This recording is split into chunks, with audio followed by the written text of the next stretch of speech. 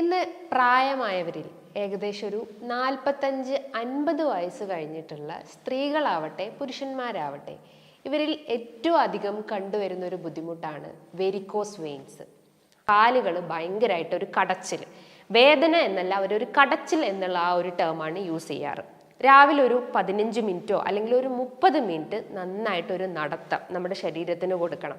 ഈ ഒരു varicose vein മാത്രമല്ല, പല രീതിയിലുള്ള ലൈഫ് സ്റ്റൈൽ ഡിസീസ് അല്ലെങ്കിൽ ജീവിതശൈലി രോഗങ്ങളെ നമുക്ക് തടഞ്ഞു നിർത്താൻ പറ്റുന്നതാണ്. ഏകദേശം ഒരു 10 to 12 ഗ്ലാസ് വെള്ളം ഡെയിലി കുടിക്കാൻ ശ്രമിക്കുക.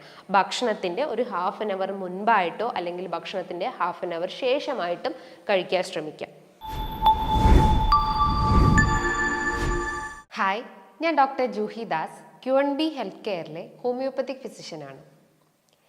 ഇന്ന് പ്രായമായവരിൽ ഏകദേശം ഒരു 45-50 വയസ്സ് കഴിഞ്ഞിട്ടുള്ള സ്ത്രീകളാവട്ടെ പുരുഷന്മാരാവട്ടെ ഇവരിൽ ഏറ്റവും അധികം കണ്ടുവരുന്ന ഒരു ബുദ്ധിമുട്ടാണ് വെരിക്കോസ് വെയിൻസ്. അതായത് പ്രധാനമായിട്ടുള്ളൊരു ലക്ഷണങ്ങൾ അല്ലെങ്കിൽ അവർ പറയുന്ന ഒരു കാര്യങ്ങൾ എന്ന് പറയുമ്പം കാലുകൾ നന്നായിട്ട് നീര് വയ്ക്കുക, അതായത് കണങ്കാലിൻ്റെ അവിടെയായിട്ട് നന്നായിട്ട് നീര് വെച്ചിട്ടുണ്ട്. നടക്കുമ്പം ഭയങ്കര വേദന ഫീൽ ചെയ്യുന്നു, അതായത് ഒരു കടച്ചിലാണ് മെയിനായിട്ട് അനുഭവപ്പെടുന്നത് എന്ന് പറയാറുണ്ട്. അപ്പം എന്താണ് ഈ വെരിക്കോസ് വെയിൻസ്, അല്ലെങ്കിൽ ഇത് വരാനുള്ള കാരണങ്ങൾ എന്തൊക്കെയാണ്, ഇത് വന്നു കഴിഞ്ഞാൽ നമുക്ക് അതിനെ എങ്ങനെ പ്രതിരോധിക്കാം, അല്ലെങ്കിൽ അതിൻ്റെ ഒരു മാനേജ്മെൻറ്റ് സൈഡ് എന്തൊക്കെയാണ്, ഈ കാര്യങ്ങളാണ് ഇന്നത്തെ വീഡിയോയിലൂടെ ഞാൻ ഡിസ്കസ് ചെയ്യുന്നത്. നമുക്കറിയാം, നമ്മുടെ ശരീരത്തിൽ ഒത്തിരി ഞരമ്പുകളും അതേപോലെ തന്നെ നാഡികളും സിരകളും ഉണ്ട്. സിരകളുടെ ഒരു പ്രത്യേകത എന്ന് പറയുമ്പം നമ്മുടെ ഹൃദയത്തിലോട്ട് രക്തം എത്തിക്കുന്നതാണ്, അതായത് വെയിൻസ്. ഈ വെയിൻസിൻ്റെ അകത്ത് ഒരുപാട് വാൾസ് ഉണ്ട്. വാൾസ് എന്ന് പറയുമ്പം അതിന് ഒരു അപ്വാർഡ് പ്രഷർ കൊടുക്കുന്ന, അല്ലെങ്കിൽ ഹൃദയത്തിലോട്ട് രക്തം എത്തിക്കാനുള്ള ആ ഒരു പ്രഷർ അല്ലെങ്കിൽ അതിൻ്റെ ഫ്ലോ കറക്റ്റ് ആക്കാൻ സഹായിക്കുന്ന ഒന്നാണ് വാൾവ്സ് എന്ന് പറയുന്നത്. ഈ വാൾവ്സിൻ്റെ സഹായത്തോടെയാണ് നമ്മുടെ ഓരോ അവയവങ്ങളിലേക്കും അല്ലെങ്കിൽ ഓരോ ഏരിയാസിലേക്കൊക്കെ ഹൃദയം ആ ഒരു ബ്ലഡ് ഫ്ലോ കറക്റ്റ് ആക്കുന്നത്. അപ്പം ഈ വാൾവ്സിൽ എന്തെങ്കിലും ഒരു ഡാമേജ് വരുമ്പോഴാണ് നമുക്ക് ഇത്തരം വെരിക്കോസ് വെയിൻസ് എന്ന് പറയുന്നത്. അതായത് ആ ഒരു ഫ്ലോ കറക്റ്റ് ആവാതെ വരുമ്പം ആ വെയിൻസ് അല്ലെങ്കിൽ ആ ഒരു സിരകൾ തടിച്ച് വീർത്തിരിക്കുന്നത് കാണാം, അല്ലെങ്കിൽ ഇങ്ങനെ പുളഞ്ഞിരിക്കുന്നത് കാണാം. അതാണ് നമുക്ക് എക്സ്റ്റേണലി നമ്മുടെ കാലിൻ്റെ അകത്ത് അല്ലെങ്കിൽ നമ്മുടെ ആ ഒരു തൊടയിടുക്കിലും അതേപോലെ കണങ്കാലിൻ്റെ ഭാഗത്തൊക്കെ ആയിട്ട് ഒരു ചിലന്തി വല പോലെ നമുക്ക് വെയിൻസ് ഇങ്ങനെ വീർത്തിരിക്കുന്നത് കാണാം. അപ്പം ഇതിനെയാണ് നമ്മൾ വെരിക്കോസ് വെയിൻസ് എന്ന് പറയുന്നത്. ഈ ഒരു വെരിക്കോസിറ്റി ഈ ഒരു കാലുകൾക്ക് മാത്രമല്ല, പല അവയവങ്ങൾക്കും ഈ ഒരു വെരിക്കോസ് അഫക്റ്റ് ചെയ്യാം. അതിപ്പം നമ്മുടെ കാലിൻ്റെ അവിടെ വരുമ്പോഴാണ് അത് വെരിക്കോസ് വെയിൻസ് എന്ന് പറയുന്നത്. പുരുഷന്മാരിലെ സ്ക്രോട്ടത്തിൻ്റെ അകത്ത് അല്ലെങ്കിൽ വൃഷ്ണത്തിൻ്റെ അകത്ത് ഈ വെയിൻസ് അല്ലെങ്കിൽ സിരകൾ തടിച്ച് വീർത്തിരിക്കുകയാണെങ്കിൽ അതിന് വെരിക്കോസീൽ എന്ന് പറയപ്പെടുന്നു. അതേപോലെ മലദ്വാരത്തിന് ചുറ്റുമായിട്ടുള്ള ആ ഒരു വെസൽസ് അല്ലെങ്കിൽ ആ ഒരു സിരകൾ ഇങ്ങനെ വീർത്ത് നീര് വെച്ചിരിക്കുന്ന ഒരവസ്ഥയാണെങ്കിൽ അതിനെ ഹെമറോയിഡ്സ് എന്ന് പറയുന്നു, അല്ലെങ്കിൽ പൈൽസ് അല്ലെങ്കിൽ മൂലക്കുരു എന്ന് പറയുന്നു. ഈ ഒരു ഹെമറോയിഡ്സ് ഇന്റേണൽ ഹെമറോയിഡ്സ് ആവാം അല്ലെങ്കിൽ എക്സ്റ്റേണൽ ഹെമറോയിഡ്സ് ആവാം. ഇന്റേണൽ എന്ന് പറയുമ്പോൾ എന്താ, മലദ്വാരത്തിൻ്റെ അകത്തായിട്ട് കാണപ്പെടുന്ന ഒരു എക്സ്ട്രാ ഗ്രോത്ത്. എക്സ്റ്റേണൽ ഹെമറോയിഡ്സ് എന്നാണ് പുറത്ത് കാണപ്പെടുന്നത്, അതായത് മലദ്വാരത്തിൻ്റെ പുറത്ത് കാണപ്പെടുന്നതിനെയാണ് നമ്മൾ എക്സ്റ്റേണൽ ഹെമറോയിഡ്സ് എന്ന് പറയുന്നത്.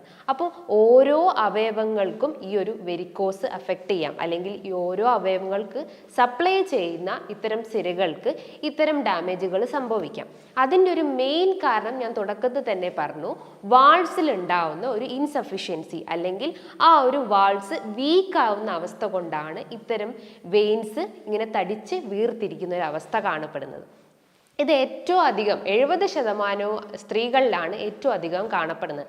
അതിൻ്റെ ഒരു പ്രധാന കാരണം എന്ന് പറയുമ്പോൾ പ്രധാനമായിട്ടും ഹോർമോണൽ ഇംബാലൻസ് ആണ്. അതായത് പ്രഗ്നൻ്റ് ആയിരിക്കുമ്പോൾ അവരുടെ ശരീരത്തിൽ പല രീതിയിലുള്ള ഹോർമോണൽ ഇംബാലൻസ് സംഭവിക്കാം. ഈവൻ മെനോപോസ് ആയിരിക്കുന്ന സമയത്ത്, അതേപോലെ തന്നെ മെൻസസ് അറ്റൈൻ ചെയ്യുന്ന അല്ലെങ്കിൽ ആർത്തവം അറ്റൈൻ ചെയ്യുന്ന ആ ഒരു പീരീഡിലായാലും ഇത്തരം വെരിക്കോസിറ്റി കണ്ടുവന്നിട്ടുണ്ട്. പ്രഗ്നൻസി സമയത്ത് ആണ് ഏറ്റവും കൂടുതൽ ഇന്ന് സ്ത്രീകൾ പറയുന്നത് ഇത്തരം വെരിക്കോസിൻ്റെ പ്രശ്നങ്ങൾ. അതിൻ്റെ ഒരു കാരണം എന്ന് പറയുമ്പോൾ പ്രഗ്നൻ്റ് ആയിരിക്കുമ്പം നമ്മുടെ ആ ഒരു യൂട്രസ് അല്ലെങ്കിൽ ഗർഭാശയത്തിൻ്റെ ആ ഒരു പ്രഷർ നമ്മുടെ കാലുകളിലേക്കുള്ള വെയിൻസിലേക്ക് ഓവറായിട്ട് വരുന്നു, അല്ലെങ്കിൽ ആ ഒരു സിരകളിലേക്ക് കൂടുതലായിട്ടും മർദ്ദം ചെലുത്തുന്നു. അതായത് യൂട്രസിൻ്റെ ആ ഒരു പ്രഷർ കാലുകളിലേക്ക് എത്തുന്നു. അതുമൂലം ആ ഒരു വീനസ് ഇൻസഫിഷ്യൻസീസ് ഉണ്ടാവുന്നു, അല്ലെങ്കിൽ ആ ഒരു വാൾസ് വീക്ക് ആവുന്ന ഒരു അവസ്ഥ ഉണ്ടാവുന്നു. അതേപോലെ തന്നെ കുറേ നേരം നിന്ന് ജോലി ചെയ്യുന്ന ആളുകൾ, അതായത് ഇപ്പം പോലീസ്മാന്, ഡോക്ടേഴ്സ്, നേഴ്സ്, സെയിൽസ്മാന്, അങ്ങനെ ഓരോ ഡിപ്പാർട്ട്മെൻറ്റിലും നമ്മൾ കുറേ നേരം നിന്ന് ജോലി ചെയ്യുന്ന ആളുകളാണെങ്കിലും അതുമൂലം നമുക്ക് കാലിൻ്റെ അവിടെ ഒരു വേദന അനുഭവപ്പെടാം. അതൊരു കടച്ചിലായിട്ടാണ് പല ആളുകളും, ഈ ഒരു രൂപത്തിലാണ് പല ആളുകളും പറയാറ്. അപ്പം അതിൻ്റെയൊക്കെ ഒരു കാരണം എന്ന് പറയുമ്പോൾ എന്താ, ആ ഒരു വീനസ് ഫ്ലോ അല്ലെങ്കിൽ കൃത്യമായിട്ട് സർക്കുലേഷൻ നടക്കുന്നില്ല, അതായത് പ്രോപ്പർ ആയിട്ടുള്ള ഓക്സിജൻ സപ്ലൈ ഓരോ വെസൽസിലേക്കും എത്തുന്നില്ല. അതുമൂലമാണ് നമുക്ക് ഇത്തരം കടച്ചിൽ അനുഭവപ്പെടുന്നത്. അതേപോലെ പ്രായമായാലും ഇത്തരം പ്രശ്നങ്ങൾ കണ്ടുവരാം. ഏകദേശം ഒരു 50 അല്ലെങ്കിൽ ഒരു 60 വയസ്സ് കഴിഞ്ഞിട്ടുള്ള സ്ത്രീകളാവട്ടെ പുരുഷന്മാരാവട്ടെ അവരിലും ഇത്തരം വീനസ് ഇൻസഫിഷ്യൻസി അല്ലെങ്കിൽ വെരിക്കോസിറ്റി കണ്ടുവന്നെന്ന് വരാം. അതിൻ്റെ ഒരു കാരണം എന്ന് പറയുമ്പോൾ ഒരു പ്രായം എത്തിക്കഴിഞ്ഞാൽ നമ്മുടെ ഓരോ അവയവങ്ങളും, ഓരോ നാഡികളും, ഓരോ സിരകൾക്കും ഒരു വീക്ക്നെസ് അനുഭവപ്പെടാം, അല്ലെങ്കിൽ അത് ക്ഷയിച്ചു പോകുന്നൊരവസ്ഥയിലേക്ക് പോകാം പ്രായം എത്തുന്നതിനനുസരിച്ച്. അപ്പം നമ്മുടെ ആ ഒരു ബ്ലഡ് വെസൽസിന് ഒരു ഇലാസ്റ്റിസിറ്റി ഉണ്ട്. നോർമലി നമ്മുടെ ബ്ലഡ് വെസൽസിന് ഒരു നോർമൽ ഇലാസ്റ്റിസിറ്റി ഉണ്ട്. ഒരു പ്രായം എത്തിക്കഴിഞ്ഞാൽ ഈ ഒരു ബ്ലഡ് വെസൽസിൻ്റെ ആ ഒരു ഇലാസ്റ്റിസിറ്റി നഷ്ടപ്പെട്ടു പോകുന്നു. അതായത് അതിനിങ്ങനെ കോൺട്രാക്ട് ചെയ്യാനും അല്ലെങ്കിൽ ആ ഒരു വലിച്ചു നീട്ടാനുള്ള ആ ഒരു ടെൻഡൻസി അതിന് നഷ്ടപ്പെട്ടു പോകുന്നു. അതുകൊണ്ടാണ് ഈ പ്രായമായിട്ടുള്ള ആളുകളിൽ ഏറ്റവും അധികം ഇത് കണ്ടുവരുന്നത്, അത് സ്ത്രീകളാവട്ടെ പുരുഷന്മാരാവട്ടെ. അതേപോലെ തന്നെ മറ്റൊരു പ്രധാനപ്പെട്ട ഒരു കാരണം, അല്ലെങ്കിൽ ഈ ഒരു വെരിക്കോസ് വെയിൻ വരാനുള്ള ഒരു മെയിൻ കാരണം എന്ന് പറയുന്നത് ഇന്ന് ഓൾമോസ്റ്റ് എല്ലാവരിലും അഫക്റ്റ് ചെയ്യുന്ന ഒന്നാണ് ഒബേസിറ്റി അല്ലെങ്കിൽ അമിതവണ്ണം. ഈ ഒരു എക്സസ് ആയിട്ടുള്ള കൊഴുപ്പ് നമ്മുടെ ശരീരത്തിൽ അടിഞ്ഞുകൂടുമ്പം ഈ ഒരു വെരിക്കോസിറ്റി പ്രശ്നം മാത്രമല്ല, പല രീതിയിലുള്ള ലൈഫ് സ്റ്റൈൽ ഡിസീസ് ഇന്ന് ആളുകളെ അഫക്റ്റ് ചെയ്യുന്നുണ്ട്. അതായത് ഫാറ്റി ലിവർ ഏറ്റവും അധികം ആളുകളിൽ കണ്ടുവരുന്ന ഒന്നാണ്. അതേപോലെ തന്നെ പ്രമേഹം, സ്ത്രീകളിൽ നോക്കുകയാണെങ്കിൽ PCOD issues, polycystic ovarian syndrome അല്ലെങ്കിൽ പോളിസിസ്റ്റിക് ഒവേറിയൻ ഡിസീസ്. അതേപോലെ തന്നെ ഒരു 30 വയസ്സ് കഴിഞ്ഞിട്ടുള്ള സ്ത്രീകളിൽ യൂട്രൈൻ ഫൈബ്രോയിഡിൻ്റെ പ്രശ്നങ്ങൾ, അതായത് മെൻസസിൽ ഇറഗുലാരിറ്റി ഉണ്ടാവുക. ഇതിൻ്റെയൊക്കെ ഒരു ഏറ്റവും മെയിൻ വില്ലൻ എന്ന് പറയുന്നത് ഒബേസിറ്റി അല്ലെങ്കിൽ അമിതവണ്ണമാണ്. നമ്മുടെ ശരീരത്തിൽ ഓരോ അവയവങ്ങൾക്ക് ചുറ്റും എക്സസ് ആയിട്ടുള്ള ഈ ഒരു ഫാറ്റ് ഡിപ്പോസിറ്റ് ചെയ്ത് കഴിഞ്ഞാൽ അതിൻ്റെ ഫങ്ഷൻ അല്ലെങ്കിൽ ആ ഒരു ഓർഗൻസ് അല്ലെങ്കിൽ ആ ഒരു അവയവത്തിൻ്റെ ആ ഒരു ധർമ്മം കൃത്യമായിട്ട് നടക്കാതിരിക്കുന്നു. അതുമൂലം നമുക്ക് ഇത്തരം സിവിയർ കോംപ്ലിക്കേഷൻസ് അല്ലെങ്കിൽ സിവിയർ പ്രശ്നങ്ങൾ നമ്മുടെ ശരീരത്തിനെ അഫക്റ്റ് ചെയ്യുന്നു. അപ്പം ഈ ഒരു അമിതവണ്ണവും ഈ ഒരു വെരിക്കോസിറ്റിയിലേക്ക് ലീഡ് ചെയ്യാനുള്ള ഒരു ചാൻസസ് ഉണ്ട്. മറ്റൊരു പ്രധാനപ്പെട്ട ഒരു കാരണം എന്ന് പറഞ്ഞാൽ ഫാമിലി ഹിസ്റ്ററി. നമ്മുടെ ഗ്രാൻഡ് പാരൻസിനോ നമ്മുടെ പാരൻസിനോ ആർക്കെങ്കിലും ഇത്തരം ഒരു വെരിക്കോസിറ്റീൻ്റെ ഹിസ്റ്ററി ഉണ്ടെങ്കിലും നമുക്കും അത് അഫക്റ്റ് ചെയ്യാനുള്ള ഒരു ടെൻഡൻസി 70% കൂടുതലാണ്. അപ്പം ഇത്തരം കാരണങ്ങളാണ് ഈ ഒരു വെരിക്കോസിറ്റിയിലേക്ക് ലീഡ് ചെയ്യുന്നത്. നമ്മൾ കൃത്യമായിട്ട് നമ്മളെ ബോഡി മൂവ്മെൻറ്റ്സ് കൊടുത്തിട്ടില്ലെങ്കിൽ, നമ്മൾ എപ്പോഴും ചടഞ്ഞു കൂടിയിരിക്കുക അല്ലെങ്കിൽ കണ്ടിന്യൂസ് ആയിട്ട് നമ്മൾ ഇരുന്ന് ജോലി ചെയ്യുന്ന ആളുകൾക്ക് ബോഡിക്കൊരു മൂവ്മെൻറ്റ്സ് അല്ലെങ്കിൽ ബോഡിക്കൊരു വർക്കൗട്ട് നമ്മൾ കൊടുത്തിട്ടില്ലെങ്കിലും ഇത്തരം സിംറ്റംസ് അല്ലെങ്കിൽ ഇത്തരം വെരിക്കോസിറ്റി സ്റ്റാർട്ടപ്പ് ചെയ്യാനുള്ള ഒരു ചാൻസസ് ഉണ്ട്. ഈ ഒരു വെരിക്കോസിറ്റീൻ്റെ മെയിൻ ഒരു സിംറ്റംസ് എന്ന് പറയുമ്പം ആദ്യമായിട്ട് തന്നെ ഒരു രോഗി പറയുക കാലുകൾ ഭയങ്കരമായിട്ട് ഒരു കടച്ചിൽ, വേദന എന്നല്ല അവരൊരു കടച്ചിൽ എന്നുള്ള ആ ഒരു ടേമാണ് യൂസ് ചെയ്യാറ്. അതായത് കാഫ് മസിൽസ്, നമുക്കറിയാം നമ്മുടെ ഹാർട്ട് കഴിഞ്ഞാൽ ഒരു സെക്കൻഡ് ഒരു ഹൃദയമായിട്ട് വർക്ക് ചെയ്യുന്നത് നമ്മുടെ കാഫ് മസിൽസ് ആണ്. അതായത് നമ്മുടെ ഉപ്പൂറ്റിൻ്റെ മേലെയായിട്ടും അതേപോലെ തന്നെ അതായത് മുട്ടിൻ്റെ താഴെയായിട്ടുള്ള ആ ഒരു ഏരിയയ്ക്കാണ് കാഫ് മസിൽസ് എന്ന് പറയുന്നത്.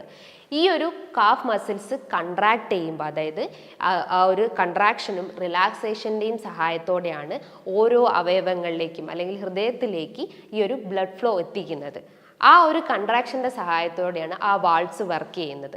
അപ്പോൾ ആ മസിൽസിന് എന്തെങ്കിലും അല്ലെങ്കിൽ ആ പേശികൾക്ക് എന്തെങ്കിലും ക്ഷതം സംഭവിക്കുമ്പോൾ, എന്തെങ്കിലും ഒരു വീക്ക്നെസ്സോ അല്ലെങ്കിൽ ബലക്ഷയം ഉണ്ടാകുമ്പോൾ നമുക്ക് ഇത്തരം വേദനകൾ അനുഭവപ്പെടാം. അതായത് കണങ്കാല് ഭയങ്കരമായിട്ട് നീര് വെച്ചൊരവസ്ഥ ഉണ്ടാവുന്നു. കാഫ് മസിൽസ് അല്ലെങ്കിൽ ആ ഒരു ബാക്ക് റീജിയൻ നന്നായിട്ട് കടച്ചിൽ അനുഭവപ്പെടുന്നു. ഒരു സ്റ്റേജ് കഴിഞ്ഞ് കഴിഞ്ഞാൽ അവർ പറയും കാല് നീര് വെക്കുന്നുണ്ട്. അതേപോലെ ഒരു ചിലന്തി വല ആകൃതിയിൽ വെയിൻസ് അല്ലെങ്കിൽ സിരകൾ കാണപ്പെടുന്നുണ്ട്, സ്പൈഡർ വെയിൻസ് എന്ന് പറയപ്പെടുന്നു. അതേപോലെ ചില ആളുകൾ പറയും കുറച്ചുകൂടി സ്റ്റേജ് കഴിഞ്ഞു കഴിഞ്ഞാൽ ഇച്ചിങ്, അതിശക്തമായിട്ടുള്ള ചൊറിച്ചിൽ അനുഭവപ്പെടാറുണ്ട്. ഈ ഒരു കോമൺ ആയിട്ടുള്ള മെയിൻ സിംറ്റംസ് ആണ് ഇത്തരം വെരിക്കോസ് വെയിൻ്റെ ഒരു കാരണങ്ങൾ അല്ലെങ്കിൽ വെരിക്കോസ് വെയിൻ്റെ ലക്ഷണങ്ങൾ എന്ന് പറയുന്നത്. ഈ വെരിക്കോസ് വെയിന് പല സ്റ്റേജസ് ഉണ്ട്. ഏകദേശം ഒരു 4-5 സ്റ്റേജസ് ആയിട്ടാണ് വെരിക്കോസ് വെയിൻ ക്ലാസിഫൈ ചെയ്തിട്ടുള്ളത്. സ്റ്റേജ് 1 ഞാൻ തുടക്കത്തിൽ പറഞ്ഞ പോലെ തന്നെ ഒരു വേദന അനുഭവപ്പെടാം. അതായത് ഒരു കടച്ചിൽ പോലെ ഫീൽ ചെയ്യുന്നു, കാലെടുത്ത് വെക്കാൻ പറ്റുന്നില്ല. രാവിലെയൊക്കെ ആയി കഴിഞ്ഞാലാണ് ഇത്തരം വേദനകൾ കുറയുന്നത്. പക്ഷെ ഒരു രാത്രി കാലങ്ങൾ അല്ലെങ്കിൽ ഒരു ഈവനിങ് ടൈം ആയി കഴിഞ്ഞാൽ ആ വേദന വർദ്ധിച്ചു വരുന്നുണ്ട്. കുറേ നേരം ഇരുന്ന് ജോലി ചെയ്ത് കഴിഞ്ഞാൽ അവർ പറയും കാലിന് ഭയങ്കരമായിട്ട് ഒരു കടച്ചിൽ, കാലെടുത്ത് വെക്കാൻ പറ്റുന്നില്ല എന്ന്. അപ്പം ആദ്യം തന്നെ ഇവർ പറയുന്ന ഒരു സിംറ്റം അല്ലെങ്കിൽ ആദ്യം തന്നെ ഒരു എക്സ്റ്റേണലി സൈൻ എന്ന് പറയുന്നത് സ്പൈഡർ വെയിൻസ്, ചിലന്തി വല പോലെ നമ്മുടെ കാലിന് ചുറ്റും ഇങ്ങനെ വെയിൻസ് പൊന്തി കിടക്കുന്ന ഒരു അവസ്ഥ ഉണ്ടാവുന്നു. രണ്ടാമതായിട്ട് സ്റ്റേജ് 2 പറയുന്നത് ഒരു ചൊറിച്ചിൽ അനുഭവപ്പെടാം. അതായത് അൺനെസസറി ആയിട്ട് ശരീരം മൊത്തം, അതായത് ആ ഒരു മസിൽസ് ഭയങ്കരമായിട്ട് വീക്ക് ആയതുകൊണ്ട് തന്നെ അല്ലെങ്കിൽ ആ ഒരു വെയിൻസ് ഡാമേജ് ആയതുകൊണ്ട് തന്നെ ഫുള്ളായിട്ട് ചൊറിച്ചിൽ അനുഭവപ്പെടാം. എസ്പെഷ്യലി കാലിൻ്റെ ഒരു ഭാഗം നന്നായിട്ട് ചൊറിയുന്നത് പറയുന്നത് കേട്ടിട്ടുണ്ട്.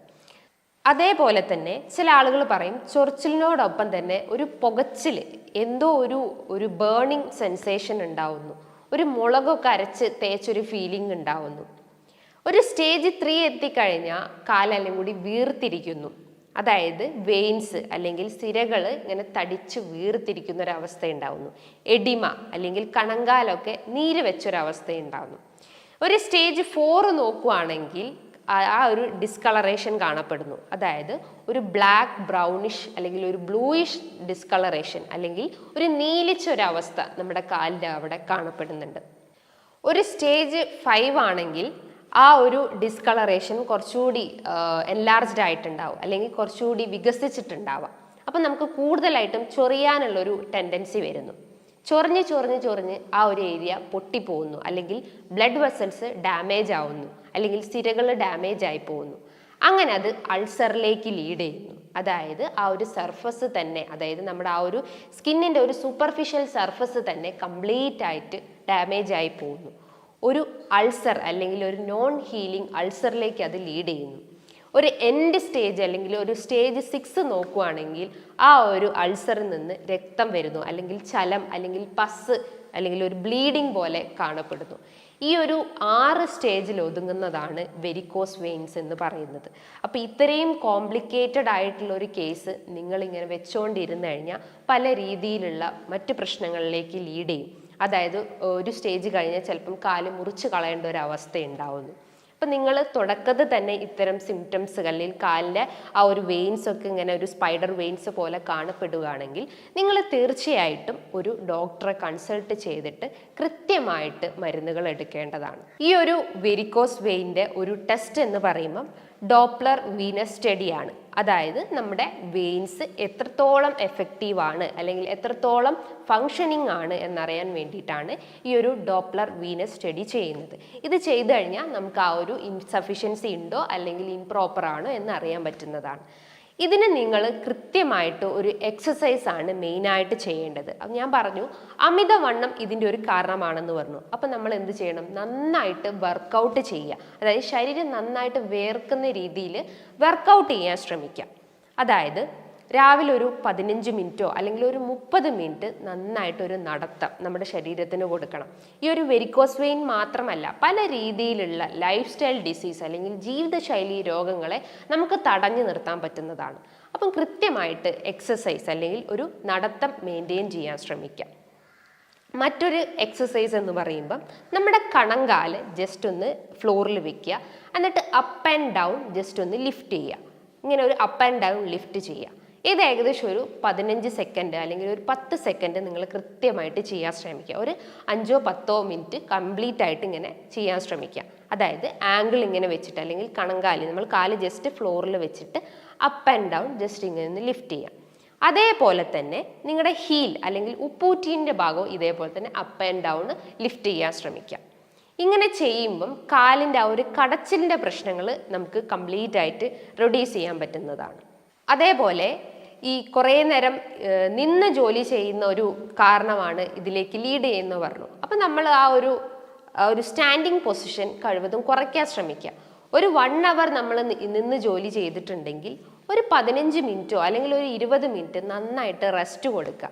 നമ്മുടെ ബോഡിക്ക് കൃത്യമായിട്ടുള്ള ഒരു റെസ്റ്റ് മെയിൻറ്റെയിൻ ചെയ്യാൻ ശ്രമിക്കുക. അതേപോലെ നമ്മൾ കുറേ നേരം ഇരുന്ന് ജോലി ചെയ്യുന്ന ആളുകളാണെങ്കിൽ നമ്മളെ ബോഡിക്ക് എഗെയിൻ ഒരു മൂവ്മെൻറ്റ്സ് കൊടുക്കാൻ ശ്രമിക്കാം. അതേപോലെ ഇങ്ങനെ ഓപ്പോസിറ്റ് ആയിട്ട് ഈ കാര്യങ്ങൾ ചെയ്യാൻ ശ്രമിക്കാം. മറ്റൊരു മെയിൻ ടെക്നിക്ക് എന്ന് പറഞ്ഞാൽ നമ്മുടെ കാല് ജസ്റ്റ് ഒന്ന് എലവേറ്റ് ചെയ്യുക. നമ്മുടെ ഹാർട്ട് ലെവലിന് അല്ലെങ്കിൽ ഹൃദയത്തിൻ്റെ ആ ഒരു ലെവലിനനുസരിച്ച് ആ ഒരു കാല് ലിഫ്റ്റ് ചെയ്യാൻ ശ്രമിക്കുക. അപ്പോൾ ആ ഒരു ഫ്ലോ കറക്റ്റായിട്ട് നമ്മളെ ഹൃദയത്തിലേക്ക് എത്തുന്നതാണ്. അതാണ് ലിംബ് എലവേഷൻ എന്ന് പറയുന്നത്. അതേപോലെ തന്നെ കംപ്രഷൻ സ്റ്റോക്കിങ്സ് നിങ്ങൾക്ക് യൂസ് ചെയ്യാം.